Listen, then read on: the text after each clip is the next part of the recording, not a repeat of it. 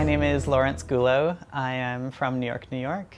So I had just graduated university and I came back to New York having done a little bit of cabaret theater, but really wanting to get into burlesque. And I had a burlesque gig in New York for a charity show. And I had this burlesque concept in my head for a while. It was to do a song from the Tales of Hoffmann, which is an early 19th century opera, and the aria in this opera is sung from the point of view of a mechanical woman. I had been wearing a binder since I was about 15. So doing burlesque, where I got completely naked from the waist up, was not part of the equation. I had to figure out a way to do a beautiful, affecting burlesque number that allowed me to keep my binder on at the very end, as the final reveal, we call it. So I got a leotard and I put it on over my binder and I painted on all of these metal gears so that it would look like the inside of a doll's body.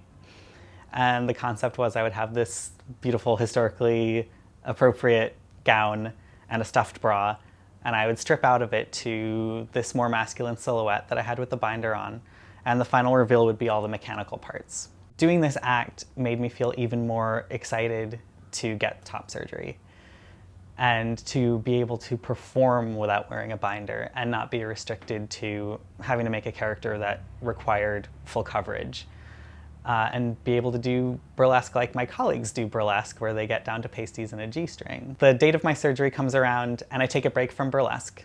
I recovered from my top surgery. I went out and bought special makeup to cover up the scars. And I had my first show. The producer is a friend of mine who said, I want the first show after you get top surgery, which was amazing. And I was like, of course.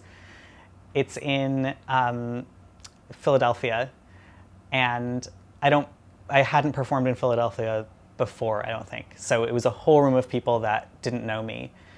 And I got to the end of my act and I show my naked chest to a room full of people, an audience full of people, and it's an incredible feeling, not just, oh, I'm doing burlesque properly now, like my colleagues do, but an incredible feeling of showing my body to people and showing my interpretation of maleness to people and have them cheer me because of it. It's completely changed the way I am as a performer. I'm less about hiding things about me and more about finding ways to expose my body in the narrative, which is really cool and super interesting. One night I had finished a show where I wasn't wearing any makeup on my scars anymore because they're so light, there's no point, and it also doesn't matter to me anymore whether people see the scars.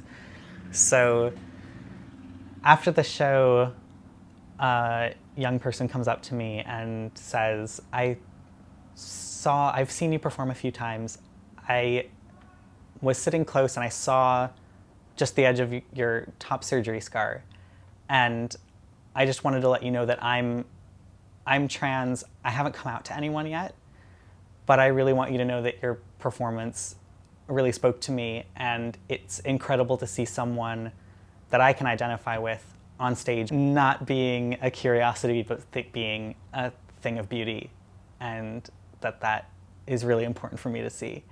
And I've gotten a few conversations like that, and it's always the absolute best thing to hear after a show. And it's also a really good reminder that what I do can mean something to someone, and that's the whole point of being a performer to me. Not all trans men need top surgery. If you need to augment your body in a safe way that helps your image and that helps your comfort with your gender, then you should do it. And if it doesn't, then you don't have to do it. I think it's important for both cis and trans people to acknowledge that our interpretations of our gender can be totally different, and our bodies can be totally different, and it doesn't mean that we are battling against each other. We should embrace that men are so diverse that there can be these very different types of men.